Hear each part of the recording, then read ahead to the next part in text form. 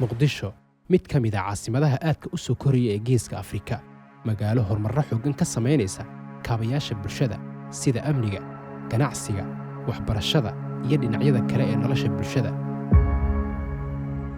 kadib burburkii dowladdii dhexe ee dalka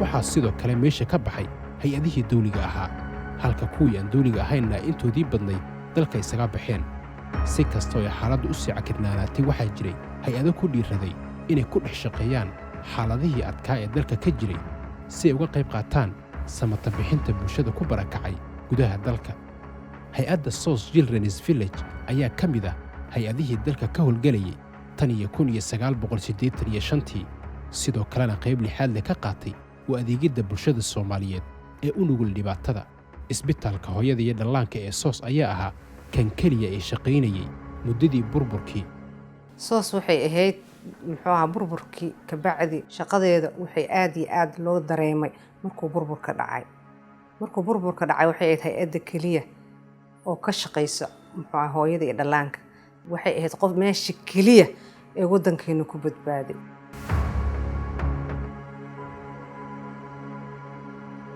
hay-adda SOS ayaa sidoo kale xil weyn iska saartay daryeelka iyo barbaarinta carruurta aan haysan waalid xanaaneeya ama halis ugu jiray inay la kulmaan dayac dhan weliba ah 10 sannadood kadib waxaa soo ifbaxay baahi kale oo mudnayd in wax laga qabto taasoo ahayd in la soo saaro kalkaaliyaal caafimaad oo gacan ka geysta samata bixinta dadkii uu burbur ku saameeyey.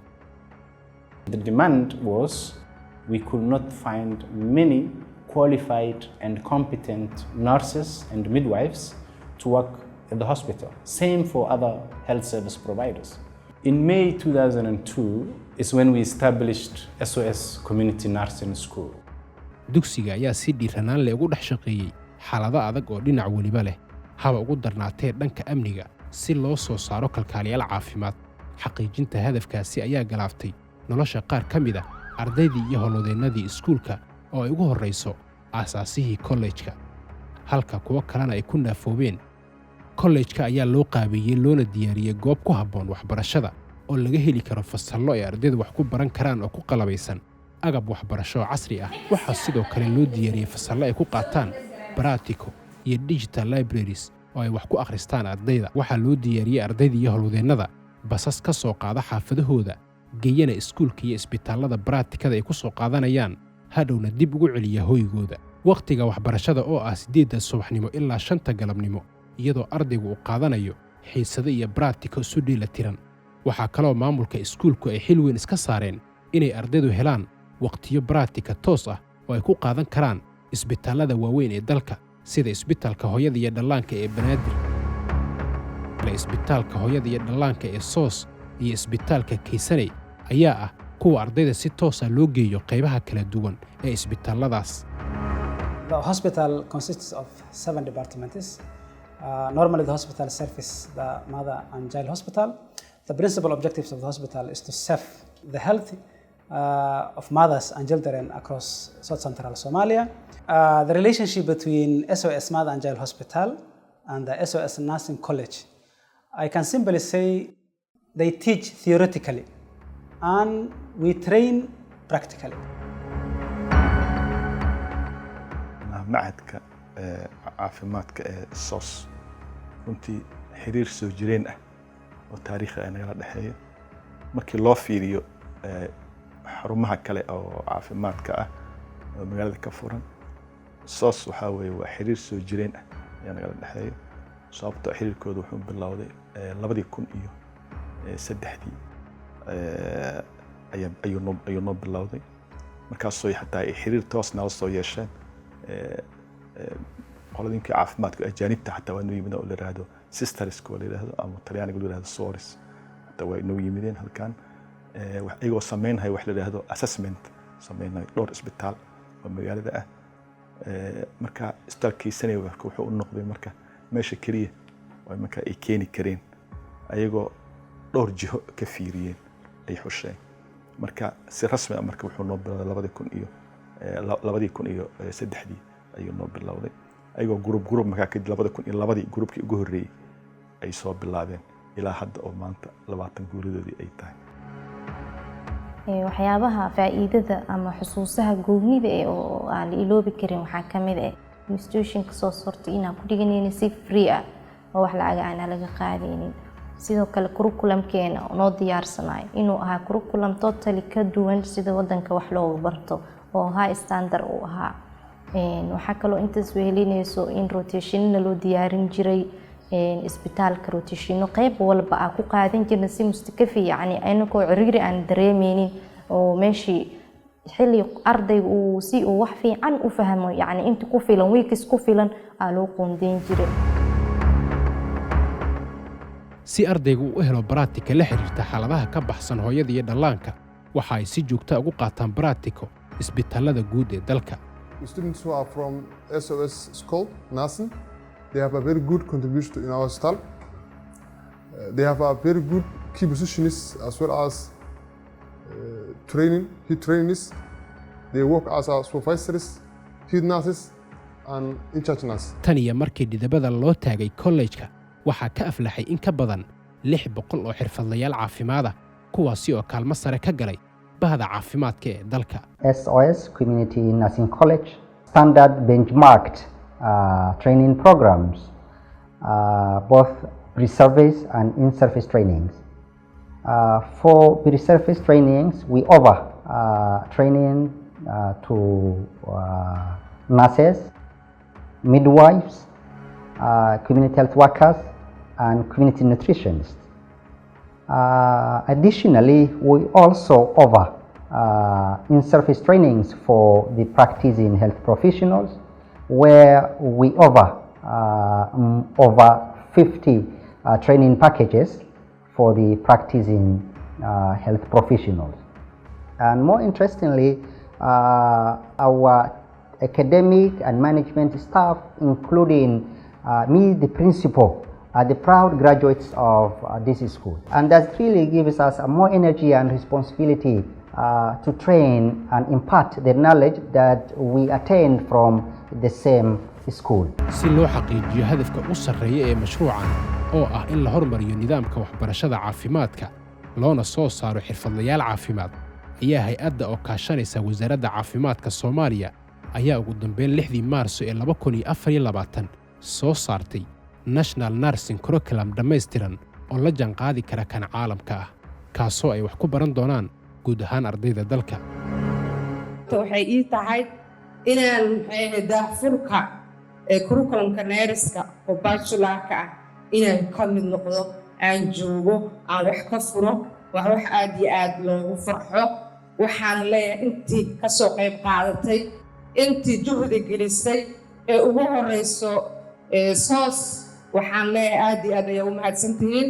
wasaaradda caafimaadkana anoo magaceeda ku hadlaayo waa ugu mahadcelinaa. guul walba oo maanta lagu naaloonayo ma ahan mid si ciyaara ku timi waxay ku timi dhiig iyo dhidid kuwii wax waliba u huray oo laga xusi karo aasaasihii iskuulkan Lionel Escobar taas oo nafteedii ku weysay in iskuulkan uu hana qaado.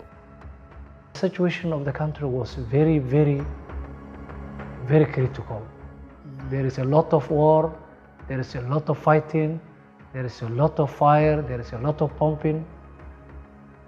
Sometimes, some of the days, the roads were blocked by militians. I have been working as a nursing school for 15 years, and I have a lot of experiences. And I live within the community. The community has a great respect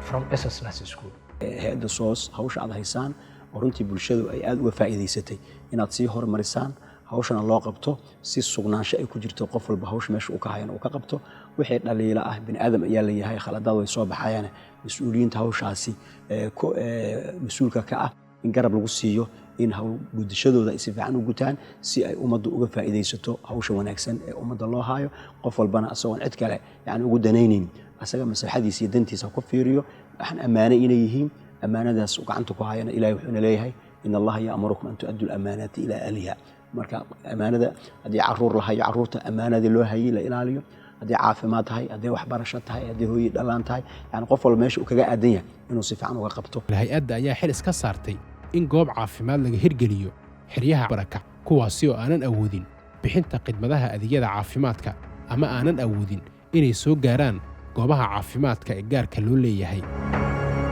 waxaa xarumaha ka howlgala inta badan ardayda iskuulka soo saaray, halka ardayda hadda dhiganaysana ay fursad u helaan inay tababarro baraatika ku qaataan halkan. Safiyo ayaana ka mid ah ardaydii aan kula kulannay xaruntan. waxaa ka tirsanaa ardayda SOS Nursing College. waxaan inta ku qaadanaa asbuuc baraatiko. qof markuu ugu horeyso noo imaado waxaa u sameynaa waxaa ka cabirnaa miisaanka, dhirirka iyo mawaaga.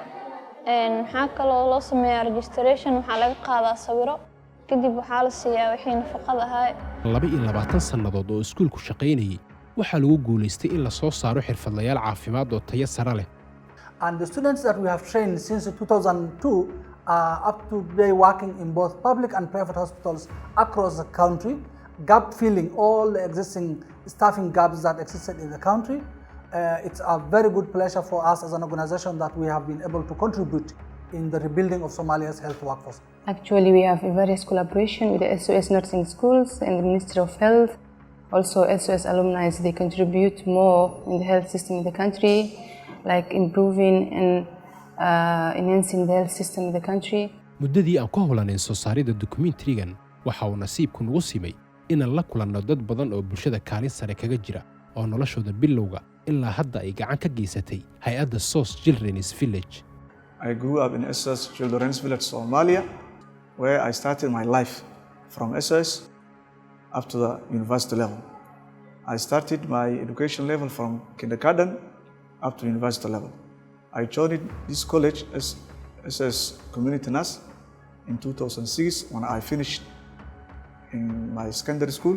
maalinba maalinta ka dambaysa waxaa cirka isku sii shareeraya ardayda rabta inay ku soo biiraan college-ka iyadoo ay xadidan tahay tirada ardayda la qaato sanad walba iyo barnaamijyada uu college-ku bixiyo, taasoo keensatay in mar kale maamulka hay'adda uu qorsheeyo tallaabo lagu horumarinayo guud ahaan barnaamijyada uu college-ka bixiyo. We plan to expand our presence in the country. We hope to establish satellite colleges in different sectors of the country, different regions of the country. For example, Baidoa, Kismayo, and eventually to be able to reach the entire provinces in the country. We also plan to expand the range of courses that we have in the country, so that there are gaps in many different areas as far as the skilled health workforce is concerned.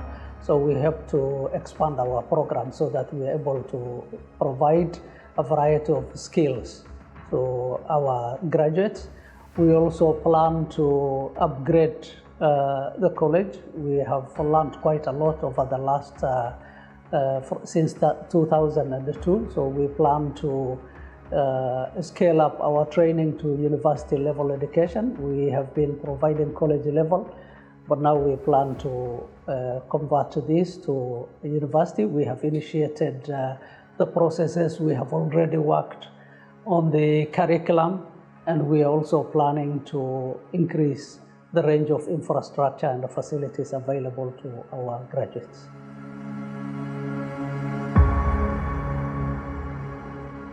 waana ku faraxsannahay SOS inay soo saartay dad badan oo dalka wax ka taray hadday noqon lahayd xagga aqoonta, hadday noqon lahayd xirfadleyda caafimaad ee dalka ka jiro. maamulka gobolka Banaadir mar walba wuxuu dhiirigelinayaa iskuulkaas iyo ardayda ka soo baxday, wuxuuna farayaa inay waajibaadkooda si dastuuri ugu gutaan. annagana waxaan la nahay iskuulka saaxiib dhow ah. Soomaaliya oo marba marka ka dambaysa ku sii tallaabsanaysa horumarro dhanka siyaasadda, dhaqaalaha iyo waxbarashada ah, taasi oo ka dhigan inay jirto fursad weyn oo hay'adda bulshada Soomaaliyeed uga faa'iideyn karto horumarinta iyo ballaarinta guud ahaan adeegyada ay bulshada u hayso, si gaar ah kuwa uu college-ka bixiyo, si sare loogu qaado fursadaha ardayda Soomaaliyeed ay ku heli karaan culumta caafimaadka.